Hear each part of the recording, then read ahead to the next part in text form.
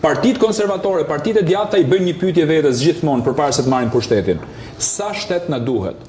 Çdo të thotë sa shtet na duhet. Cila do të jetë administrata në këtë rast që do të qeverisë vendin? Gjithmonë partitë e djatha janë për më pak ministri, për të shkrirë disa ministri në një, jo për të bërë mega ministri siç e bën Rama, po për të bërë një shtet vogël, sepse është individi ai që e çon përpara vendin. Nuk është shteti. Shteti gjithmonë ka politika mbyllëse. Atëherë, në vitin 2013 administrata shtetërore ka qenë rreth 83.000 njerëz. E dini sa është sot? Mbi 220.000 njerëz. Po si ka mundësi që shqiptarët po ikin nga Shqipëria dhe ne shtojmë numrat administrat, po kjo është çmenduri. Unë gjykoj që këtu ka ndodhur ajo që nuk duhet ndodhte. Unë e quaj inxhinieri politike. Edi Rama, grantet që janë për investime, për shkolla, për ambulanca dhe për rrugë, i ka kthyer të gjitha në rroga dhe në paga për patronazhistët, të cilët patronazhojnë territorin dhe kur vjen koha zgjedhjeve marrin nga 4 vota. Prandaj ai nuk i thot shqiptarëve me jep votën. Kur i mbledh të tij i thot unë dua 700.000 vota.